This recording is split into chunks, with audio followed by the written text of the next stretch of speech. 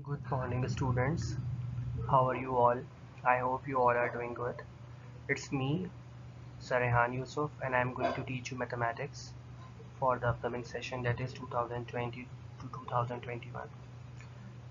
As you all are aware that in O levels we are having a set of book that is to be completed till grade 11.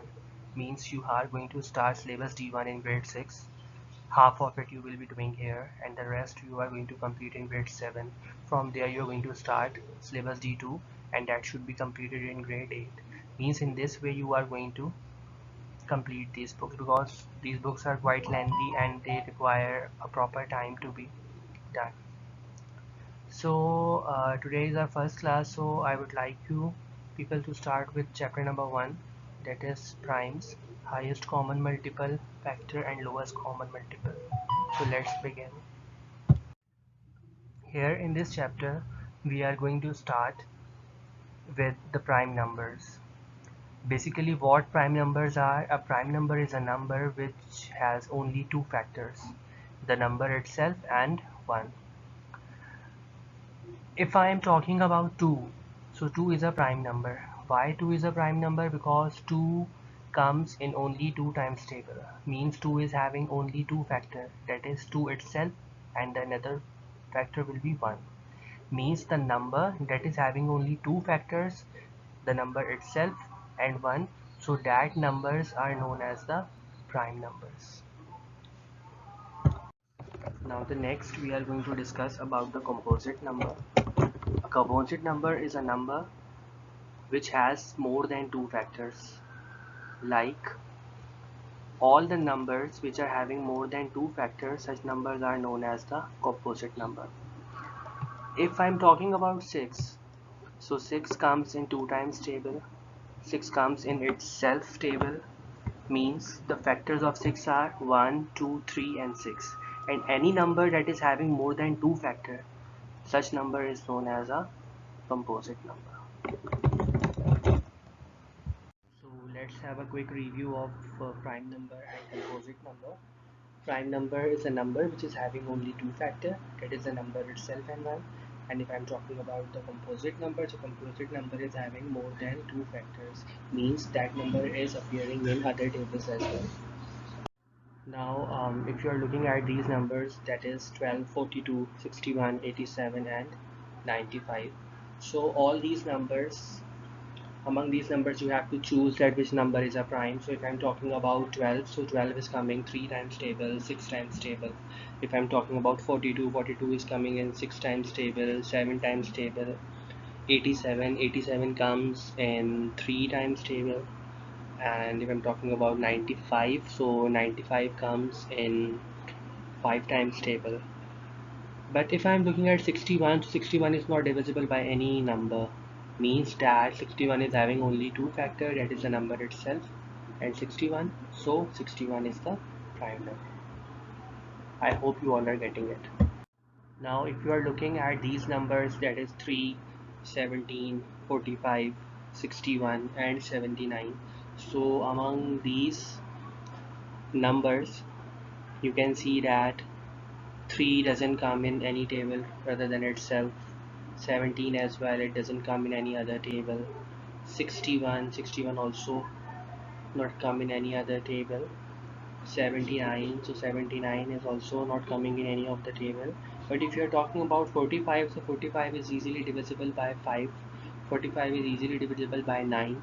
So it means that 45 is having more than two factors, means 45 is a composite number. As you all know that a composite number is a number that is having more than two factors.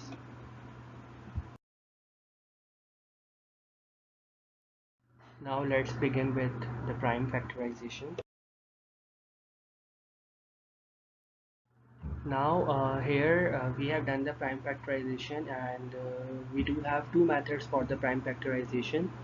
One method is called the division method and another method is known as the factor tree method. So factor tree methods we are usually applying in primary classes, but for secondary classes we go with the division method.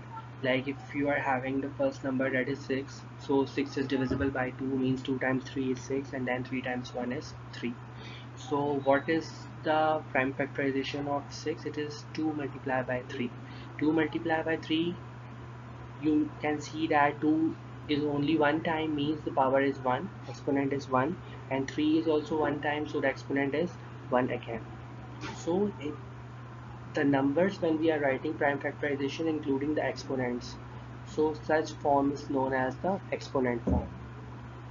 For another number, we are having 72, so we are dividing 72 by 2, means 2 times 3 is 6, and then 2 times 6 is 12, again 2 times 1 is 2, 2 times 8 is 16, 2 times 9 is 18, and then we are going to start it by 3 because 9 doesn't comes in 2 times table, means 3 times 3 is 9, and then 3 times 1 is 3, means for 72 we are multiplying them. How we are multiplying them? 2 multiply by 2, multiply by 2, multiply by 3, multiply by 3. If I am writing them in the exponent form, so you can see that 2 is multiplied 3 times, so 2 exponent will be 3, multiply by 3 is multiplied by 2 times, so 3 exponent will be 2.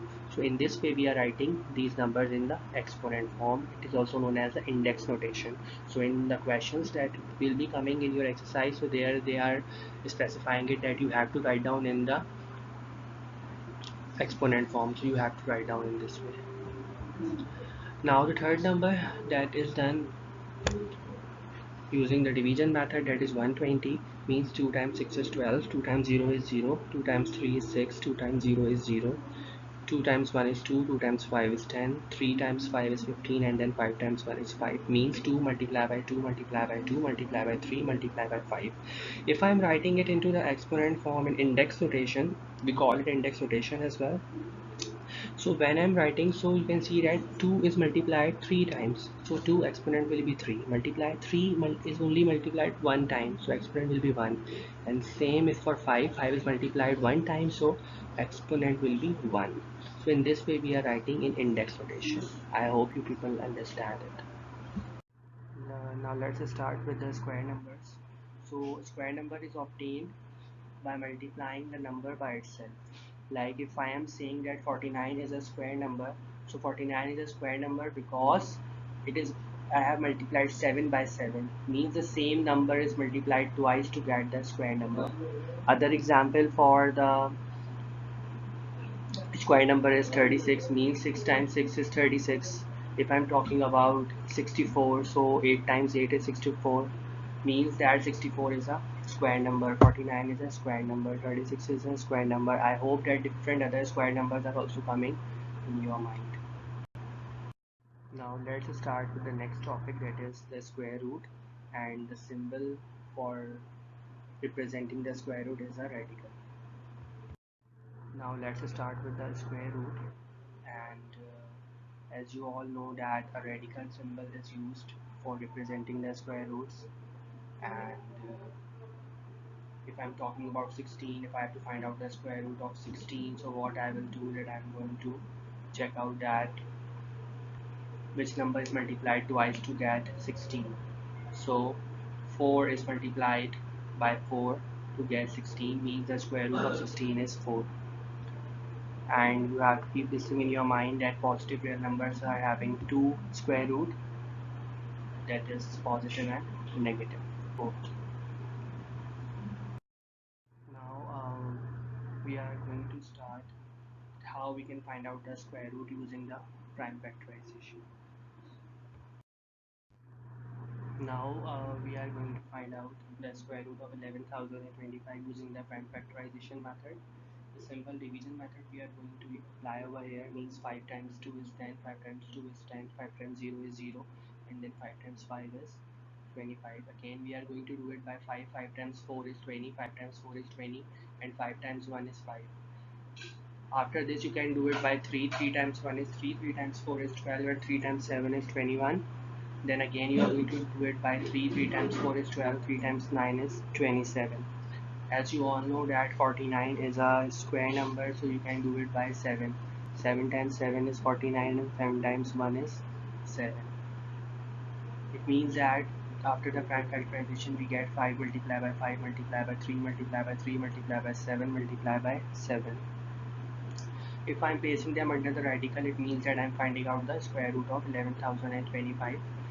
You can see that with the red color it is written that 5 and 5 is making a pair, 3 and 3 is making a pair, and 7 is 7 making a pair. Whenever we are finding out the square root, so and if any number is making a pair, so that number comes out of the square root, means here 5 comes out, 3 comes out, and 7 comes out. So I hope you people can multiply and write down the answer that what is the square root of this number. So definitely you will get 105 as the square root. Now let's conclude today's class. I taught you about the square numbers. I taught you about the prime numbers, composite number. I taught you about the prime factorization along with the method to find out the square root using the prime factorization. So your today's home task is that you have to do question number 1, 2 and question number 3 part AB of exercise 1A, that is from your book D1, and it's instructed that kindly use loose sheets to solve and maintain a file so that when the school will reopen, that file will be submitted in the school. All of you please take very good care of yourself. Thank you so much.